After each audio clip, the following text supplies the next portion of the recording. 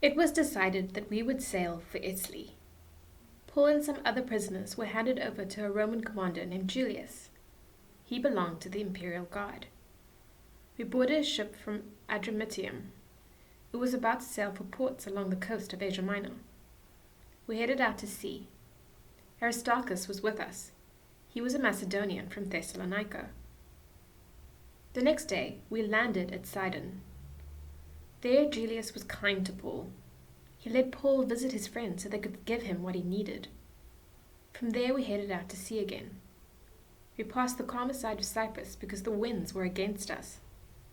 We sailed across the open sea off the coast of Cilicia and Pamphylia. Then we landed at Myra in Lycia. There the commander found a ship from Alexandria sailing for Italy. He put us on board. We moved along slowly for many days. We had trouble getting to Cnidus.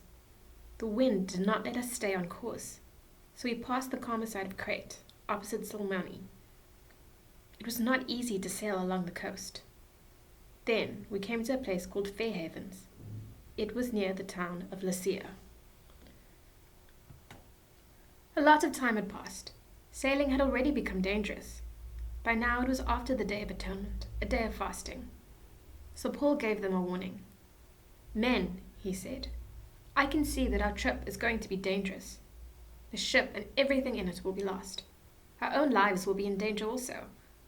But the commander didn't listen to what Paul said. Instead, he followed the advice of the pilot and the ship's owner. The harbor wasn't a good place for ships to stay during winter, so most of the people decided we should sail on. They hoped we should reach Phoenix. They wanted to spend the winter there. Phoenix was a harbor in Crete, and faced both southwest and northwest.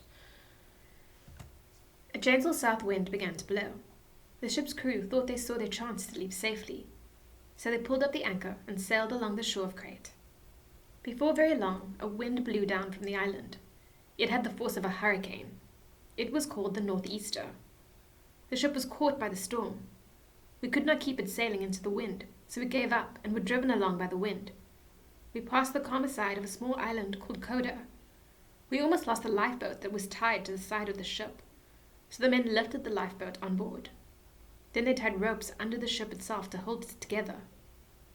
They were afraid it would get stuck on the sandbars of Syrtis, so they lowered the sea anchor and let the ship be driven along. We took a very bad beating from the storm. The next day, the crew began to throw the ship's contents overboard. On the third day, they even threw the ship's tools and supplies overboard with their own hands. The sun and stars didn't appear for many days. The storm was terrible, so we gave up all hope of being saved.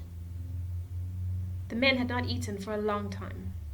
Paul stood up in front of them. "Men," he said, "you should have taken my advice not to sail from Crete. Then you would have avoided this harm and loss. Now I beg you to be brave. Not one of you will die. Only the ship will be destroyed. I belong to God and serve him. Last night his angel stood beside me. The angel said, 'Do not be afraid, Paul. You must go on trial in front of Caesar.' God has shown his grace by sparing the lives of all those serving with you. Men, continue to be brave. I have faith in God. It will happen just as he told me. But we must run the ship onto the beach of some island." On the 14th night, the wind was still pushing us across the Adriatic Sea.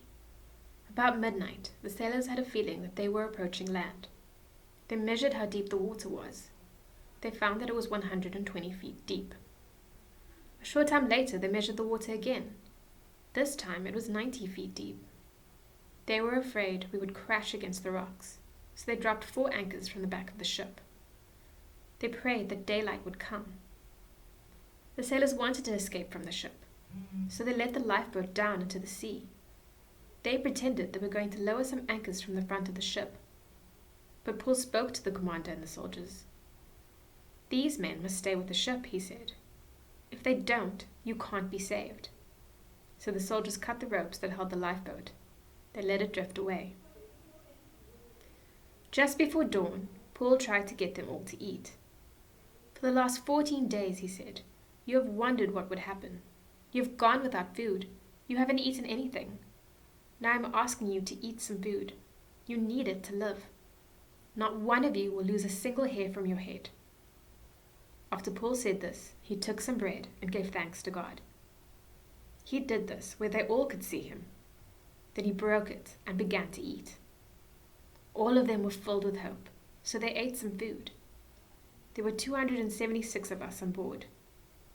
They ate as much as they wanted.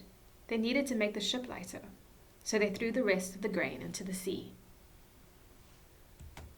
When daylight came, they saw a bay with a sandy beach. They didn't recognize the place, but they decided to run the ship onto the beach if they could. So they cut the anchors loose and left them in the sea.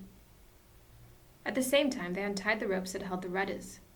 They lifted the sail at the front of the ship to the wind. Then they headed for the beach. But the ship hit a sandbar, so the front of it got stuck and wouldn't move. The back of the ship was broken to pieces by the pounding of the waves. The soldiers planned to kill the prisoners. They wanted to keep them from swimming away and escaping. But the commander wanted to save Paul's life, so he kept the soldiers from carrying out their plan. He ordered those who could swim to jump overboard first and swim to land. The rest were supposed to get there on boards or other pieces of the ship. That is how everyone reached the land safely.